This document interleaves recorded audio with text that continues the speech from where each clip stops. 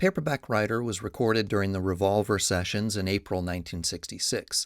Paul McCartney played guitar on the basic track and then overdubbed his bass line with his 1964 Rickenbacker 4001S. Recording bass as an overdub afforded him the opportunity to be much more adventurous in what he played. He could experiment more, trying things he might not attempt if he were playing with the rest of the band.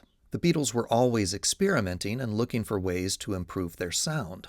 On this song, one of the experiments was the recording technique used to capture McCartney's bass. Instead of using a traditional microphone or recording through a DI, the EMI engineers took a large speaker, nicknamed a white elephant, and wired it in reverse, essentially allowing it to act as a giant microphone. Instead of producing sound, the speaker was accepting or collecting sound, in this case McCartney's bass. This was a relatively short-lived experiment, though, being used only for Paperback Writer and its B-side, Rain. John Lennon referred to Paperback Writer as Son of Day Tripper because of the heavy guitar riffs featured in each song.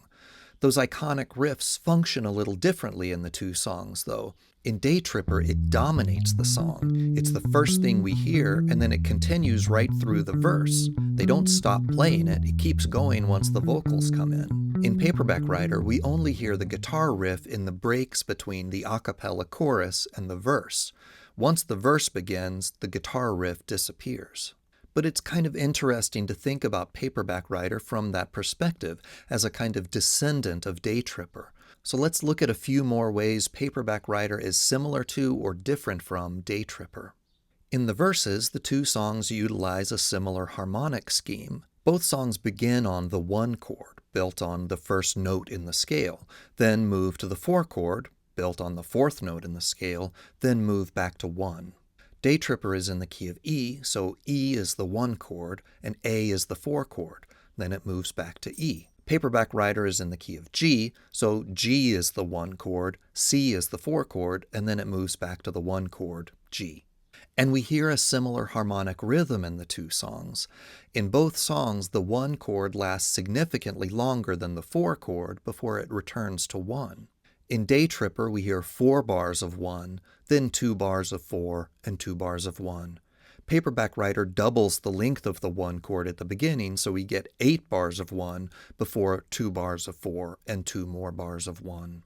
While the verses use similar chord progressions, the chorus of Day Tripper features much more harmonic motion than we hear at any point in Paperback Writer. Day Tripper utilizes a total of 6 unique chords, 5 of which appear in the chorus. Paperback Writer only uses 2 chords in the entire song, G7 and C. Much of the song is just on that G7 chord. For instance, once the guitar riff enters in bar 5, 24 of the next 28 bars are a G7, and that's a lot of G7. None of this means that Day Tripper is a better song than Paperback Writer. It's just a different song. I'm not even sure what better would mean in this context. In popular music, more complex does not equal better. In fact, the lack of harmonic motion in Paperback Writer is itself experimental, and is possibly evidence of the influence Indian music was having on the band. McCartney has said that Indian music is all on 1 chord. That's not entirely accurate. Indian classical music is just based on very different pitch structures than rock music. It uses ragas, which are similar to scales, that provide a framework for improvisation. Technically, Indian classical music doesn't utilize chord progressions at all, which is what led Paul to conclude that it was all on 1 chord. He never heard a chord change. Also, we often think of George as the Beatle who was interested in Indian music, and while he was certainly the most interested in it, going so far as to study sitar with Ravi Shankar, all of the Beatles listened to and were fascinated with Indian music. Paul's 1 chord explanation was actually said as a justification for there being only 1 chord in John's Tomorrow Never Knows, recorded 1 week before Paperback Writer. Indian music was influencing them all. George utilized the sounds and textures of Indian music in his songs more than the others did, but in the static harmony we hear in several songs from this era, it's clear that some of the concepts from Indian music were making their way into John and Paul's songwriting too. McCartney's approach to the bass line is another major difference between Paperback Writer and Day Tripper. On Day Tripper, he doubles the iconic guitar riff on bass, adding more emphasis to it. Other than his bass line on the chorus, which is great. He doesn't create a new part, he reinforces what's already there, making it even more prominent. For stretches of the song, the riff and Ringo's drums are the only musical parts we hear. In other words, that riff is the only melodic line we have to focus our attention on. In Paperback Writer, McCartney doesn't play bass during the guitar riff.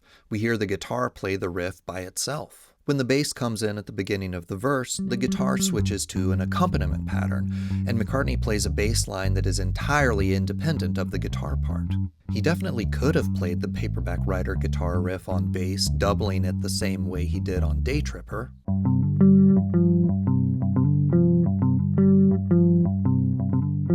Not doubling it on bass, therefore, was a choice.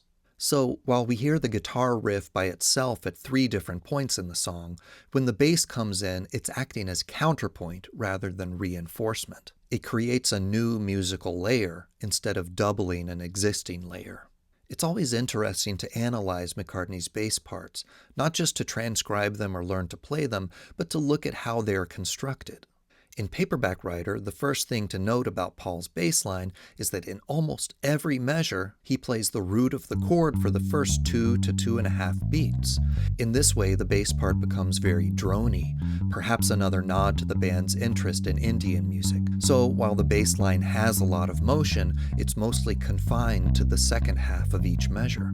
Secondly, much of the motion in the bass line is ascending. McCartney will usually leap down from the root of the chord, either down a 4th or a 7th, and then work his way back up to the root. Leap down, work his way back up. Leap down, work his way back up. A third observation about this bass line is that the first 3 verses feature similar patterns. No 2 verses are exactly alike, but the first 3 are very similar. McCartney has a few patterns that he uses in a kind of mix and match way. On the 4th and final verse, he abandons these patterns altogether and simply alternates between the notes G and F. The placement of those Fs, though, is very irregular. It's often, but not always, on the and of 4, meaning the second half of the last beat of the measure. But he keeps changing the rhythm. No 2 measures are exactly the same. But, having already heard 3 verses by this point, changing up the bass line is a great way of keeping that 4th verse sounding interesting. One final thing to note about the bass line is how Paul treats the outro. It's essentially based on the verse groove, and he uses a lot of the same patterns he was playing in the first 3 verses. But he also uses the outro as a way of experimenting with the groove, and we hear 13 patterns that had not appeared in the song to this point. Incidentally, he treats the outro in Day Tripper the same way, breaking away from the riff for a few measures.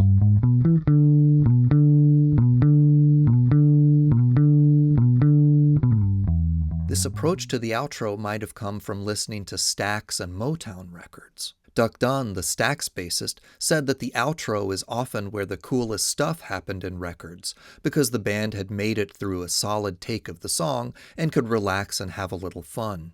That's definitely the feel of the Paperback Writer outro. It's loose and energetic.